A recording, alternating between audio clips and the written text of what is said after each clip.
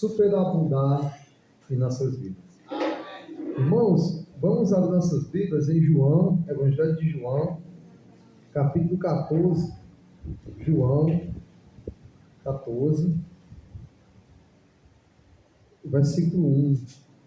João 14, versículo 1.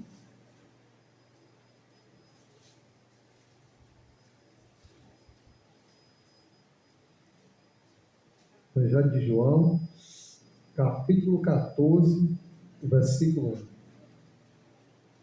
1. Diz assim a palavra de Deus: Não se turbe o vosso coração. Credes em Deus, credes também em mim. Palavras do Senhor Jesus. Quem falou isso foi o próprio Senhor Jesus. E João deixou registrado. E o que é que Jesus estava querendo passar para os seus discípulos? O que é que Jesus estava querendo dizer para eles? Isso, irmãos, isso que Jesus falou vai na contramão de tudo que o homem pensa ou acredita. Hoje, o mundo e a igreja está sofrendo com a doença do século. As pessoas dizem que a doença do século é chamada de depressão, ansiosidade. E isso Jesus já estava tratando. Existem outras passagens que Jesus fala isso, e ele diz: não se turbe. Se o autor da vida, aquele que nos formou, aquele que nos criou, ele diz isso, ele sabe o que está falando. Quando ele fala não se turbe, ele diz: não se preocupe, não desacredite, não se turbe o vosso coração, creia em Deus, creia no Pai, porque essa é a promessa, creia também em mim. E isso, irmãos, no nosso meio, hoje é a coisa que nós menos acreditamos do Senhor.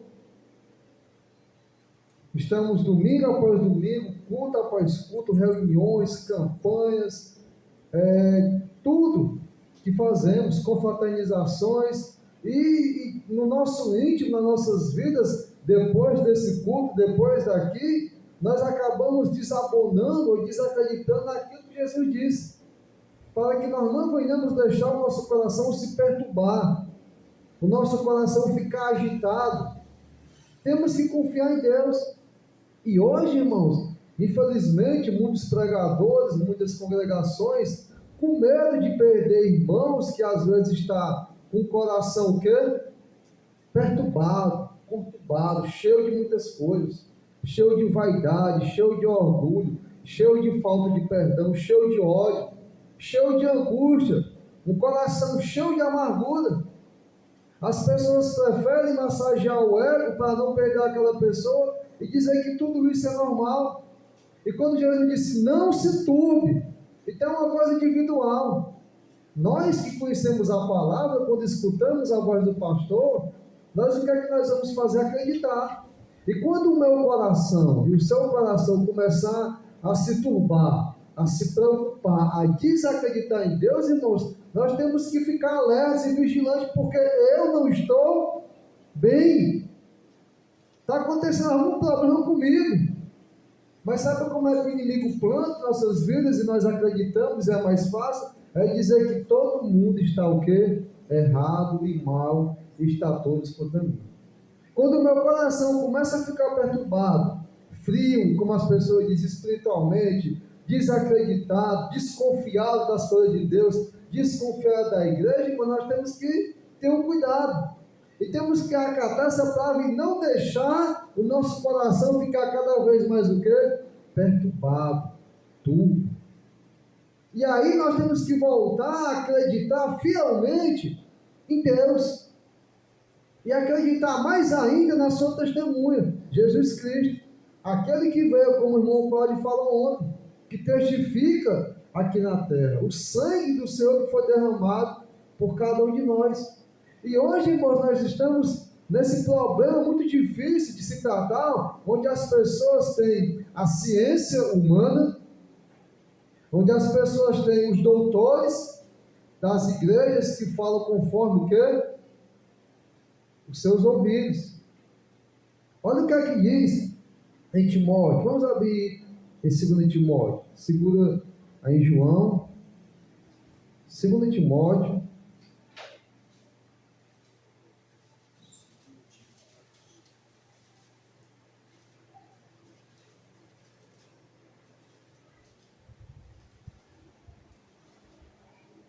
Segundo Timóteo, capítulo 4. Qual o conselho que Paulo vai dar para Timóteo? 2 Timóteo, capítulo 4, versículo 1. Diz o seguinte: Conjuro-te, pois, diante de Deus e do Senhor Jesus Cristo, que há de julgar os vivos e os mortos na sua vinda e no seu reino. Que pregues a palavra, instes a tempo e a fora de tempo. Olha só, irmãos. Redargos, repreendas, exortes com toda longanimidade e doutrina. Versículo 3. Porque virá tempo em que não sofrerão a sã doutrina, mas tendo comichão nos ouvidos, amontoarão para si doutores conforme as suas próprias concupiscências, e desviarão o ouvido da verdade, voltando às fábulas. Mas tu, ser sóbrio, em tudo sofre as aflições, faze a obra de um evangelista, cumpre o teu ministério. Então, irmãos, isso é muito complicado, porque as pessoas que não dão ouvido à palavra de Deus, não se entregam ao Espírito Santo, não buscam se encher de Deus, elas ficam doentes espiritualmente. E uma doença que vai acarretar uma depressão, uma ansiosidade que vai atacar os seus nervos, vai atacar o seu sono, porque ela vai estar preocupada. E essas pessoas estão procurando cada vez mais doutores que vão dizer que está tudo bem com ela, e isso é uma doença, como uma doença do câncer, de uma miopia, como uma doença de uma lepra. E não é. Porque isso é uma doença que está envolvida com nossos sentimentos, com as nossas convicções, com aquilo com que eu me deixo me preocupar e com aquilo que eu não me deixo me preocupar. Não é uma doença que está na pele, que sai o caroço. Não é. É uma doença emocional, é uma doença emotiva, é uma doença intelectual.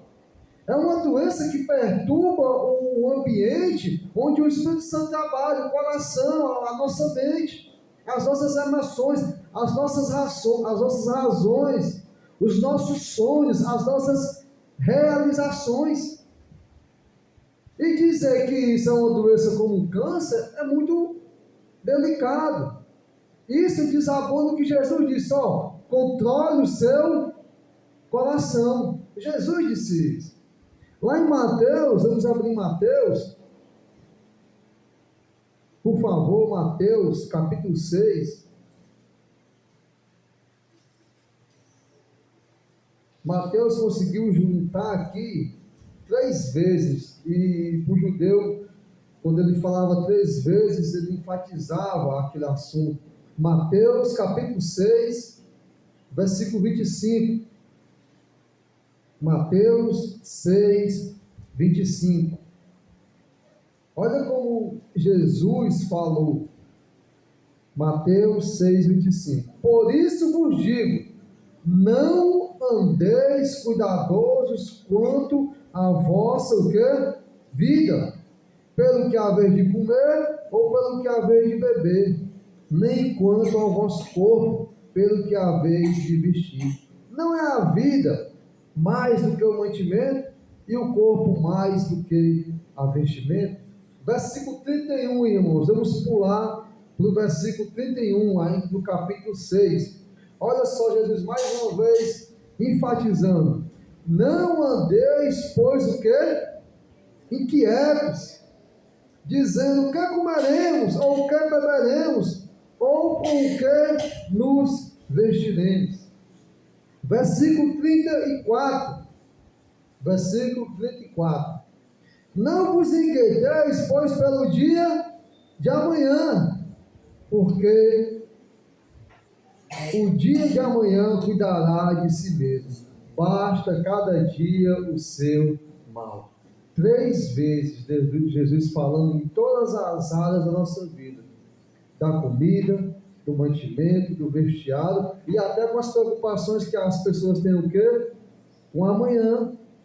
Então ele diz assim, se bateu no seu coração desespero e você acredita que você tem que trabalhar e esquecer de mim para você resolver a sua vida, é eu que dou a chuva, é eu que dou a vitamina para o chão, é eu que dou a saúde para você. Se você está preocupado que você vai vestir e não está tendo tempo para mim, não se preocupe com isso não. Quando Jesus diz, não se preocupe, existe, irmãos, entenda, uma condição de nós nos controlarmos. Existe uma condição de nós temos o que? O domínio próprio. Mas sabe o que é que as pessoas que não buscam a palavra de Deus, não buscam o Espírito Santo, muitos estão com pecados embutidos, muitos estão com amargura, com rancor, com ódio de alguma pessoa, muitos estão sem perdoar e se entregam à depressão e à ansiedade. E sabe o que é que elas dizem? Que não, irmão, não dá para controlar. Quando ela diz isso, ela coloca a culpa em quem? Em Deus. Porque Jesus disse, não se perturbe, não andeis ansioso, não fique o quê? Inquieto. Jesus está falando isso, e Ele é o autor e consumador da vida. Ninguém mais pode saber diagnosticar e dizer como vai ser resolvido o problema. Mas sabe o que é que a ciência do mundo diz? E os doutores que estão de trás de púlpitos como esse, estão dentro de congregações, querem cauterizar a mente das pessoas? Deixa o bichinho. É melhor ele estar aqui, cheio de problemas, e a gente dizer que isso é normal, do que tratar o problema dele. O que é que Paulo falou para Timóteo? Exorta, redardos, faz o quê? Corrige. Mas não de nós queremos ser o quê? Corrigidos. Sempre estamos certos, sempre temos a razão. Todo mundo está errado, ninguém me entende, ninguém me compreende. E daí, irmão, nós vamos criando pessoas no reino de Deus, diferente daquilo que Jesus falou que os seus servos iam ser. Nós vamos adotando pessoas longe do Espírito Santo e dizendo que aquilo é normal, ao invés de corrigir, de redarguir, de cuidar, de levantar o irmão e dizer, levanta, porque ele está dormindo. Se acorda, sai dessa zona de pecado, sai dessa zona de problema, resolve a tua vida. Tem alguma coisa aí que tu está olhando para o mundo e está mexendo contigo. Hoje, irmãos, o que nós mais vemos na nossa sociedade é as pessoas dizerem que o salário que ela tem não dá nem para comer, não dá nem para se vestir. E olha o que eu já estava falando. Mas infelizmente as pessoas esquecem que ela compra antecipadamente coisas que ela não pode às vezes nem pagar com o seu salário. O que é que a Bíblia diz? Nós temos que nos conformar com aquilo que nós temos. Se eu tenho um salário mínimo, uma aposentadoria que realmente é difícil, dá só para sobreviver, por que eu vou estar comprando coisa além do orçamento? Por que eu vou estar me endividando? Por que eu vou estar sonhando como o ímpio sonha? Por que eu vou estar querendo as coisas que o ímpio tem? Eu só posso comprar aquilo que o meu salário paga, e é claro, eu tenho uma premissa para Deus.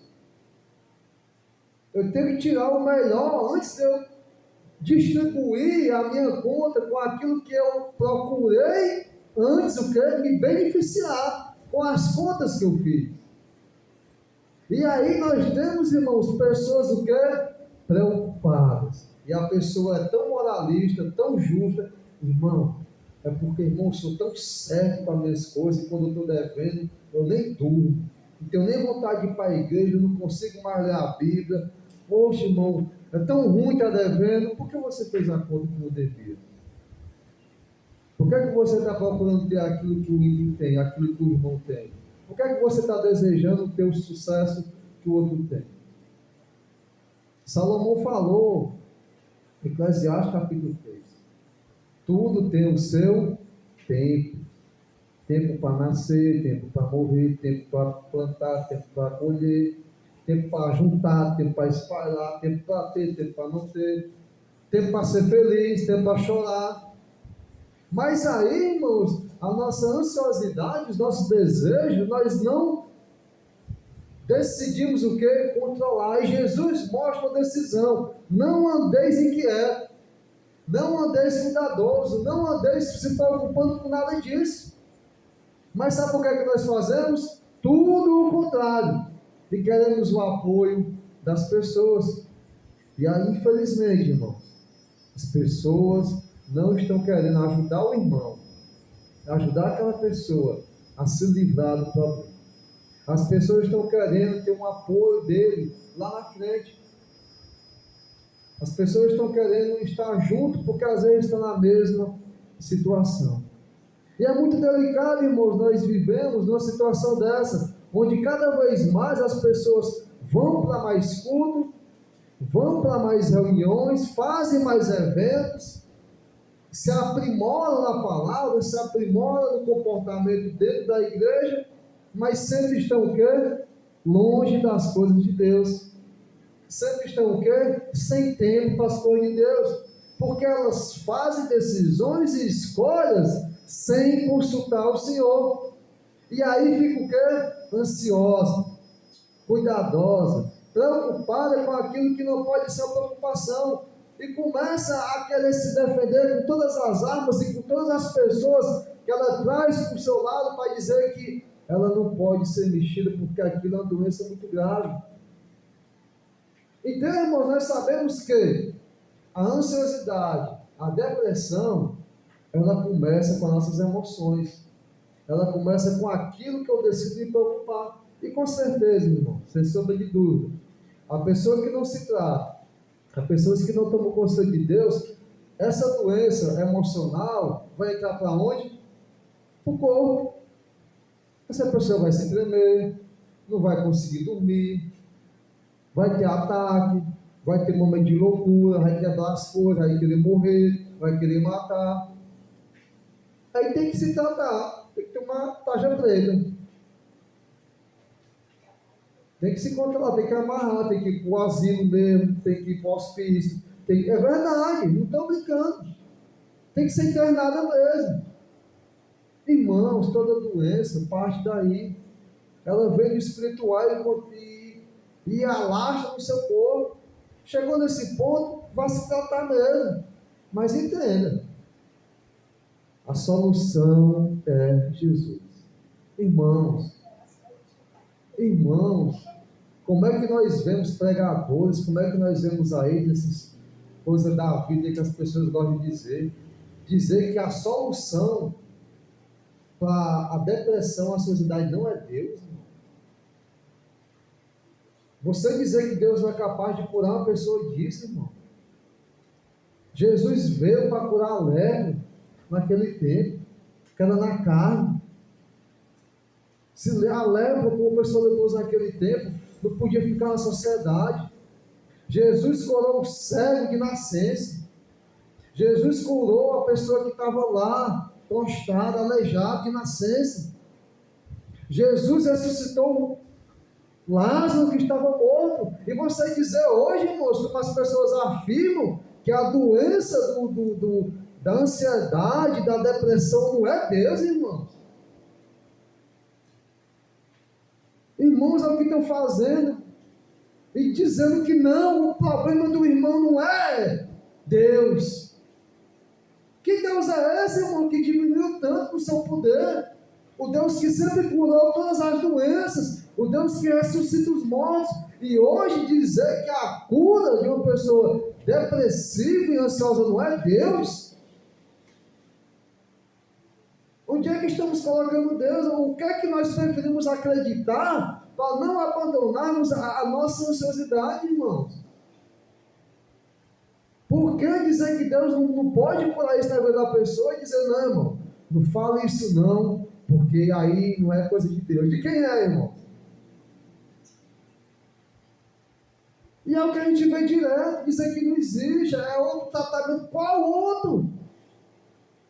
A pessoa está com câncer, está lá na cirurgia, está sem respirar, se Deus é a solução, e por que nesse ponto Deus não é a solução?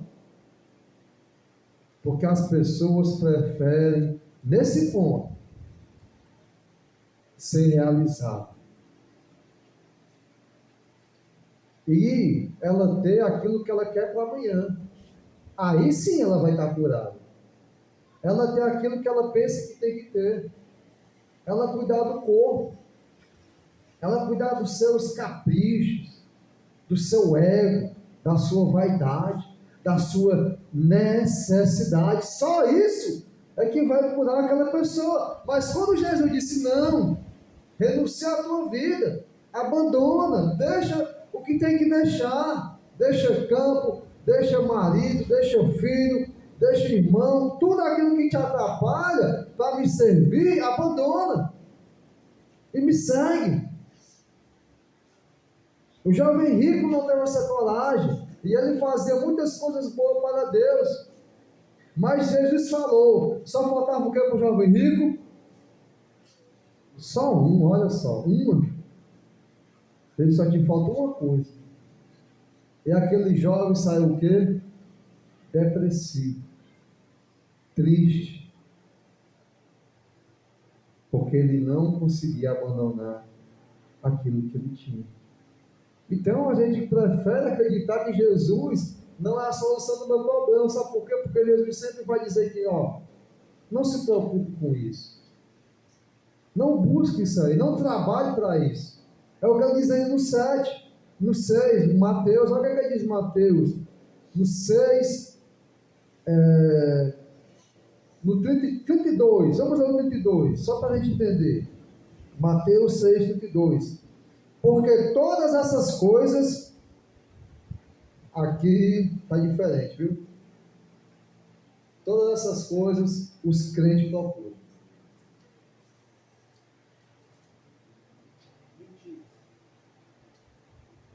Quem é que é para procurar essas coisas? Quem é para estar preocupado com isso? Gentios. Pessoas que não conhecem a palavra, não tem Deus, não tem esperança, não tem expectativa verdadeira. Busca as mesmas coisas do gentio. Então, quem é que é para estar preocupado com o trabalho, com a conta, para pagar, para acumular, para ter, para desfazer, para manipular? Quem é que é para estar preocupado com isso? O gentio, o pagão. A nossa preocupação não é com essas coisas. Mas sabe o que a gente vê com o tempo de muitas pessoas? As pessoas se preocupando com outras coisas. Com coisas que não estão segundo o padrão de Deus. E por que essas pessoas estão ansiosas aí? Por que a ansiedade está maior dentro da congregação, dentro da igreja? Estão diferente dos gentios? Não é para a gente estar procurando isso. Não é normal, irmãos, a mulher cristã procurar o melhor corpo. Não é saudável. Ou é? Não é normal. Não é normal o homem cristão, ainda mais ele vai ficando velho, né? E a mulher também, ele procurar o melhor corpo. Eu estava pensando na questão beleza, estética. Ninguém está falando de descuidado, não é esse o ponto. Não é normal o cristão procurar a mesma riqueza que tem o ímpio, o mesmo padrão de vida que ele tem. Não é saudável. Não é saudável o cristão procurar o mesmo emprego que o outro tem, a mesma casa, a mesma vestimenta. Irmãos, Deus já tinha falado disso aí lá na lei mosaica, quando ele fala, não tem inveja nem do servo do teu amigo, nem da roupa, nem da mulher, não tem inveja dele. Porque isso vai te deixar o quê? Preocupado e ansioso, porque tu vai querer ter o mesmo padrão. E sabe, irmãos, no país que nós vivemos aqui, vamos ser honestos, existe miséria. Alguém aqui consegue passar fome no dia de hoje? Não existe, irmão. Não tem esse que passa fome aqui. Existe locais sim no país que tem, mas não existe, irmão. O que a gente fizer, a gente consegue comer o pão de cada dia. A gente consegue ser fiel ao Senhor, ser honesto e não está se preocupando naquilo que está sobrando. Não está se preocupando naquilo que a gente tem e naquilo que a gente não tem. Não está se preocupando com a beleza. E essas coisas vai deixando a ansiedade no nosso meio. Aí quando vem para tratar depois, não pode dizer que Jesus vai resolver. Aí não é com Jesus. Tem nada a ver com Jesus. É assim, irmãos. Está aí a mensagem subliminar. E as pessoas aplaudem e querem isso, porque não querem resolver com Jesus, porque na depressão, quando nós estamos, na ansiedade, se nós formos correr para Jesus, sabe o que é que ele vai dizer? A minha graça te basta. Mas nada. Paulo sofria com espinho na carne, podia ser qualquer coisa, uma doença, um amigo, enfermidade, mas era uma coisa difícil para Paulo. E Paulo se preocupou com aquilo. Ele teve um desejo de tirar, normal. Ele pediu por 3 vezes, mas ele não deixou se dominar por aquilo. Porque nós vemos a carreira de Paulo, de progresso no Senhor, de intimidade com Deus. E sabe o que é que nós vemos daqueles que não buscam e não confiam no Senhor? O regresso, o declínio, o afastamento, o pecado reina, a pessoa some do meio do corpo, sai da congregação, bota a culpa nos irmãos, bota a culpa em Deus, bota a culpa num visitante que foi uma vez, todo mundo é culpado. E ele é uma pessoa doente que a igreja não soube o que? Tratar. E não soube mesmo, porque as pessoas, irmãos, estão refém de pessoas assim, que não escutam a palavra e querem nos colocar contra a parede e dizer que isso tem que ser aceitável, que Deus é esse que vai falar assim comigo. É o Deus que manda exortar, é o Deus que manda corrigir, é o Deus que manda redarguir e diz, ó, se levanta. É o Deus que queria, imagina só, Jesus, qual a vontade? Era levar todos, não era isso, era conseguir os corações contritos. O jovem rico, ele era um ótimo candidato a ir para o céu, ele era um ótimo candidato a tomar uma pose boa de administrador de ministério. Às vezes, irmão, nós estamos assim. O irmão Cláudio, rapaz, ele gosta tanto de cantar, sabe? A gente não pode perder o irmão Cláudio, bichinho. Vamos deixar ele aqui, todo capenga aí, todo errado, malibundo. Esse pecadinho dele aqui, irmão, com o tempo Deus vai ajeitar. Não ajeita não. Por que Jesus não tentou tratar o jovem rico no decorrer da caminhada? Tinha muita chance, só faltava uma coisa para ele, olha só. Por que aquelas pessoas dizem, Jesus, eu quero te seguir? Por que Jesus parou, pessoal? Rapaz, ele me segue, ele aprende, tá? Aí aumenta as pessoas, meus seguidores. Ele disse, ó, vai me seguir? Não tem tempo para enterrar seu pai. Não tem tempo para se despedir. Aquele que põe a mão no arado, não é de o quê? Para trás. Jesus é decisivo e seleciona, irmão. Só que nós queremos fazer o contrário. Nós queremos tratar as doenças que existem em nós sem Jesus. Sem um remédio verdadeiro. Não, isso aqui não é com Jesus. Isso aqui tem nada a ver com espiritualidade. Meu irmão, você vai matar a irmã, a coitadinha, o bichinho. Irmão, aí é que ele vai ficar pior do que não é. Se ele entender a palavra, o chamar de Deus, quando ele for exortado e corrigido, o que é que o Provérbios fala? Exorta o tolo. Aí tu vai ter problema. Mas quando a pessoa é sábia, o que é que a pessoa sábia faz? A pessoa temente, que quer com honestidade a Deus, ela recebe aquilo. Ela recebe aquilo para mudar, não para matar o irmão de volta, não para se vingar. Ela recebe aquilo, rapaz, eu sabia que eu estava assim, mas agora eu vou morrer. E é claro, a Bíblia diz que a exaltação, no primeiro momento, não é fácil para ninguém, a gente não aceita. Mas com o tempo a pessoa vai, poxa, rapaz, o errado é eu mesmo.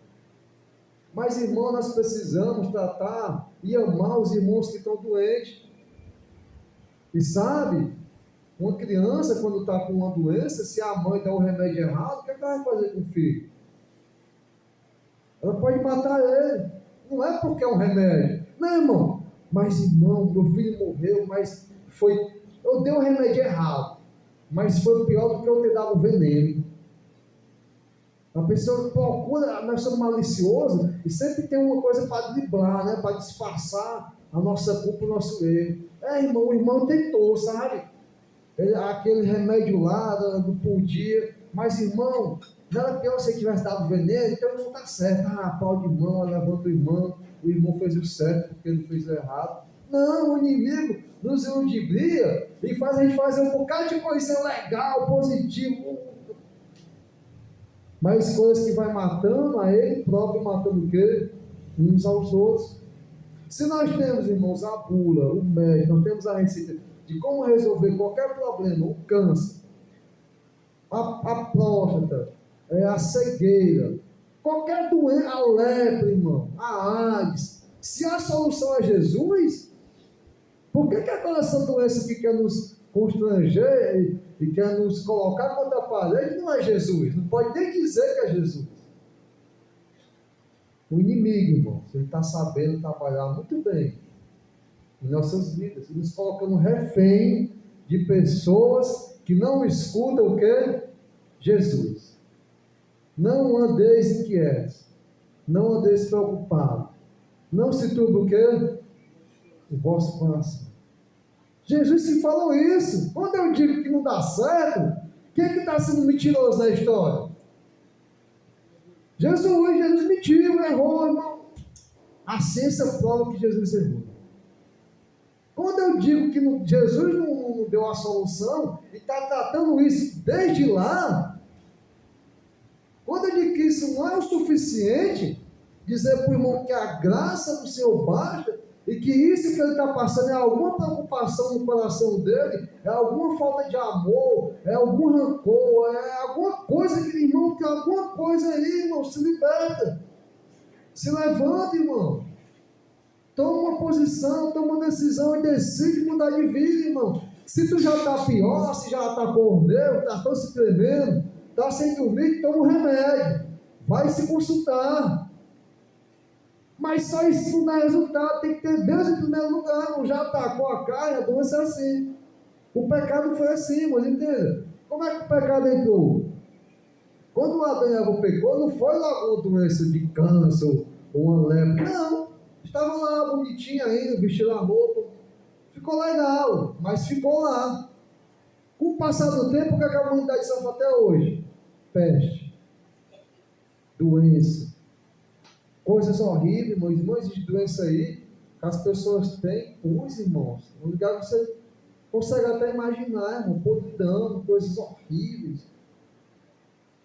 Mas no começo lá, irmão, foi uma coisa que entrou espiritual, vamos dizer assim. E com o tempo nós temos a sequela até hoje de todo tipo de doença que a pessoa pode imaginar. Irmãos, que nós não venhamos duvidar. Jesus é a solução de qualquer doença. Amém. E para essa doença, irmãos, que estão querendo dizer para a igreja do Senhor que Jesus não conserta, irmãos, que nós não venhamos cair.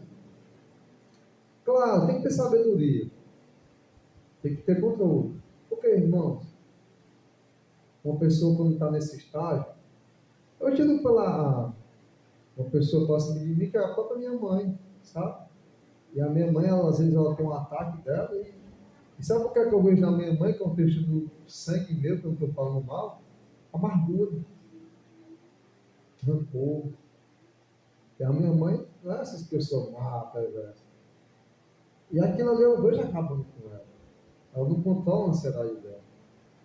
Mas existe alguma coisa que ela tem que se libertar. Ela tem que aceitar. Chegou no nervo dela, atacou ela de um AVC, chega nesse ponto. Não tem como dizer que ela tem que tomar os remédios para dormir, ela tem que tomar, tem que se tratar. Mas ela tem que aceitar o remédio que é Deus. principal que precisa para a vida dela. É o principal que precisa para a minha. Às vezes eu me pego tão ocupado com as vaidades do mundo, dos meus sonhos, né? Aquilo que eu acho que eu consigo ter e possuir. E aquilo ali me deixa, às vezes, ali um pouco distante do Senhor. E quando eu me lembro, Senhor, me deixa cego para isso, para que eu não venha me precipitar e cair mais na frente. Elias, por exemplo, Elias, talvez hoje ia ser uma depressão, né? Não tem esse termo lá. Elias, imagina só, ele vence os profetas lá, uma vitória poderosa, né? Aí quando uma mulher, e ele sabendo o poder de Deus, ameaça ele, que Elias faz, ele foge, né? Aí esconde na caverna, aí ele sai da caverna. E aí então, vamos imaginar a depressão, preocupado, com medo, e Elias não confiou em Deus, irmãos, isso bate em nós.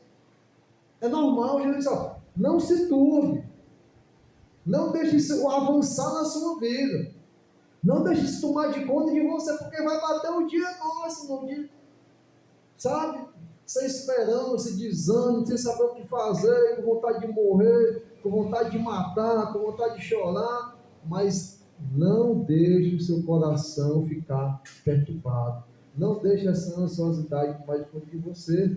E aí, quando o Elias sai daquela situação, o que é que Deus dá para ele? Dá um bocado de coisa para ele fazer. Só, tu vai, no meio do caminho vai ter o lápis, joga a capa, tu vai fazer isso, fazer aquilo. Aí Deus começa a botar um bocado de obras boas para Elias fazer. Elias obedece e começa a fazer o quê? As coisas de Deus. E o que acontece com aquele momento dele, aquela situação da vida dele? Passa. Então, irmãos, isso pode acontecer com nós, mas se nós venhamos, como fala aqui Jesus, no versículo 23 do capítulo 7, olha só, Mateus 6, 23, mas buscai primeiro o reino de Deus e a sua justiça, e todas essas coisas vos serão acrescentadas. Irmãos, existe aqui um ponto teológico muito difícil, onde as pessoas também querem se beneficiar e dizer, não, mas se eu buscar Deus, as obras de Deus, Deus vai acrescentar, Deus vai me dar outro guarda-roupa cheio de roupa, Deus vai me dar 2 feiras por vez, só faço uma hoje, né? Vai se acrescentar? Não vai se acrescentar? Deus vai me dar 2 carros, Deus vai me dar 2 motos, Deus vai me dar 2 então, irmão, vou fazer tudo de Deus, para essas coisas não acrescentar. As pessoas preferem ir por essa linha. Errado. A vontade de Deus não é que a gente tenha tudo dobrado e esteja o outro o quê? Sem nada. Jesus nos ensinou a orar, o pão do mês, Senhor, o pão do ano todinho, me dá esse ano, é isso? O pão nosso de cada dia. Então, irmãos, não vai ser acrescentado um pão para mim e para você.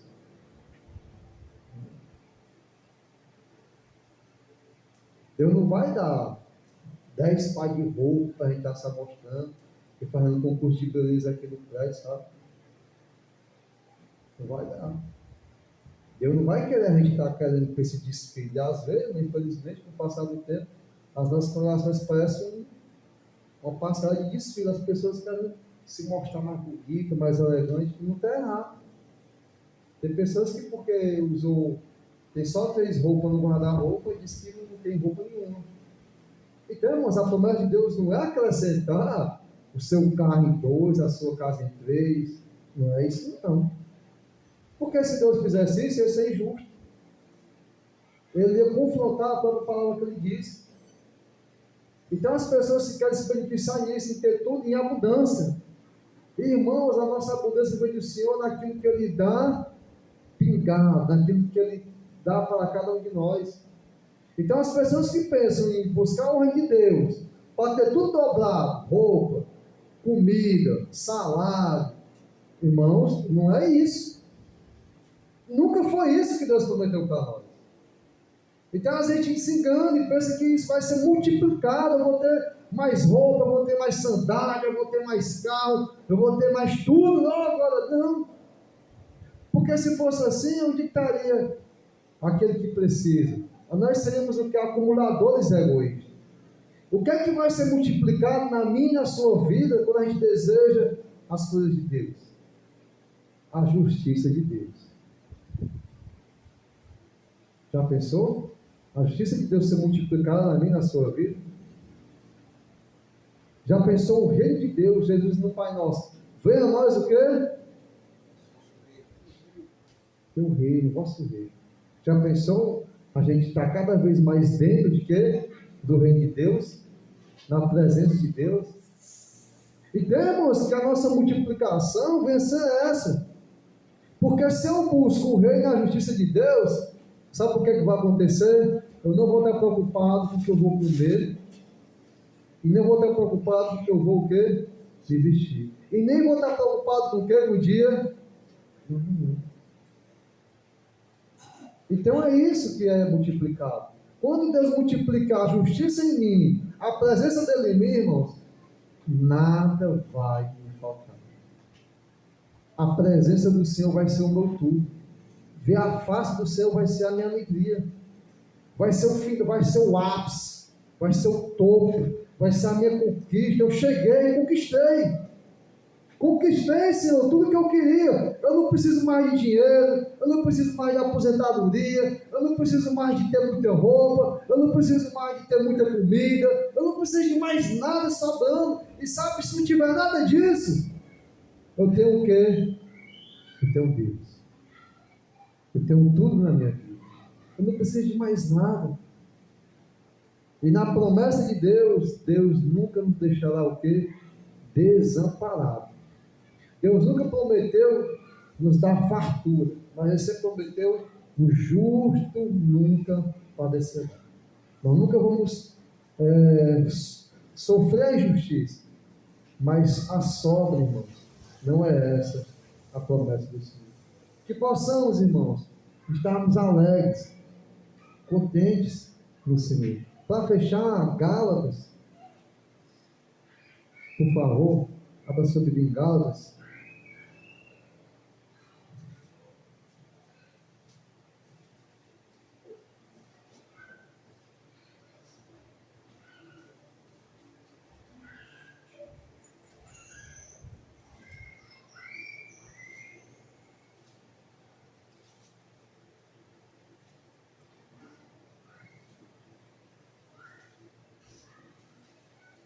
Gálatas capítulo 5. Gálatas capítulo 5, versículo 22. Gálatas 5, 22. Diz assim: mas o fruto do Espírito é o que, irmãos? Amor. Outra parte. Gozo, olha só, gozo, paz, longanimidade, benignidade, fé, mansidão. Irmãos, o fruto do Espírito é alegria. É você estar o quê? Em paz. Está aqui, irmãos.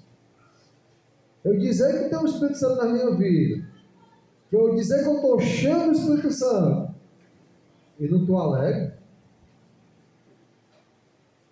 é o Espírito Santo da Bíblia. Então eu tenho que ter cuidado.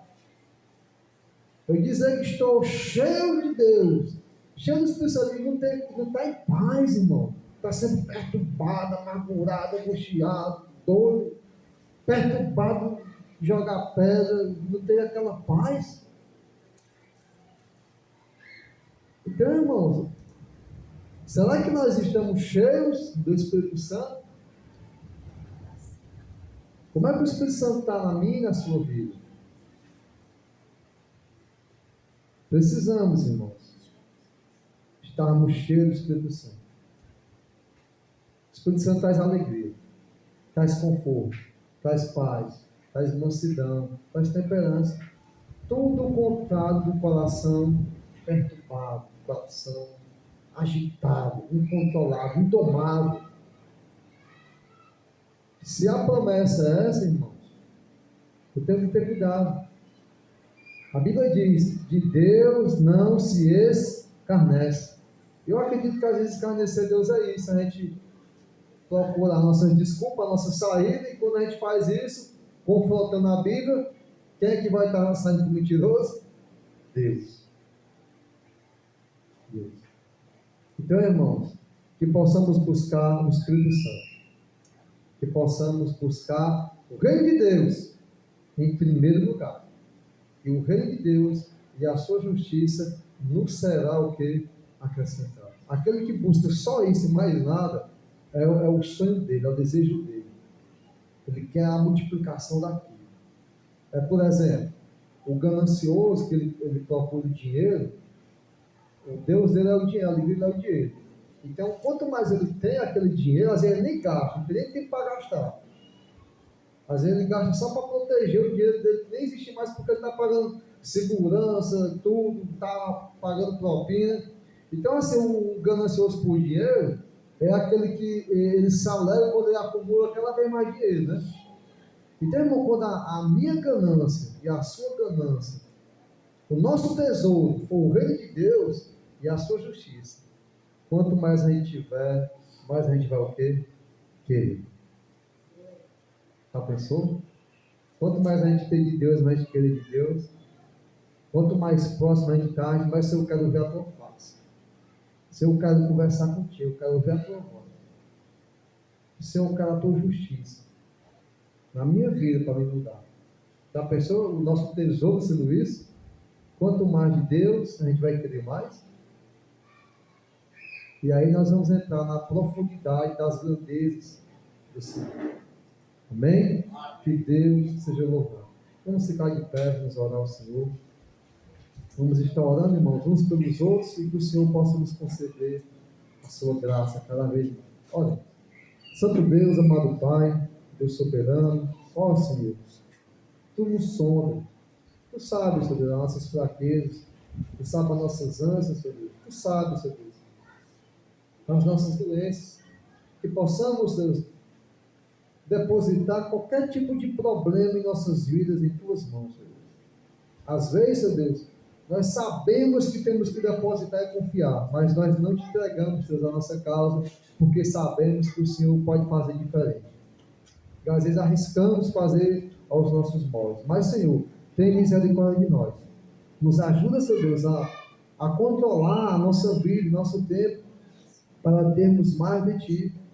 Que possamos, Senhor Deus, ter o desejo de enriquecermos no Teu reino e da Tua justiça, da Tua sabedoria, Senhor Deus, para que possamos fugir, Senhor Deus, dos desejos, das paixões desse mundo, que nos deixa depressivo, angustiado, nervoso, Senhor Deus, e perturbado. Oh, Senhor Deus, nada desse mundo nos traz alegria, nada desse mundo nos traz paz, Senhor Deus, pois até a riqueza desse mundo traz morte, desgraça, tristeza e solidão, Senhor Deus. Muitas pessoas já tiveram tudo material, mas confessaram sempre, Senhor Deus, que na solidão não tinha nada, nem amigo mais eles tinham, porque todos ficaram gananciosos, Senhor Deus, e ficaram pessoas que queriam benefício. Muitos desses não têm mais nem família, porque tem medo da família tomar, Senhor Deus, e no final de tudo, eles não têm nada, Senhor. Mas, Senhor, nós temos Teu Filho Jesus Cristo como nosso Salvador, como nosso advogado, como nosso Senhor. Senhor, o Senhor derramou sobre nós o Teu Espírito Santo, ao qual nós nascemos de novo, Senhor Deus, para nos dar fruto único de alegria, de paz, de mansidão, de amor, de longanimidade e de fé, Senhor Deus. E que possamos, Senhor Deus, buscar em primeiro lugar o Teu reino e a Tua justiça. É o que nós te pedimos, Senhor, e te agradecemos, em nome de Teu Filho amado, Jesus Cristo. Amém, Senhor Deus.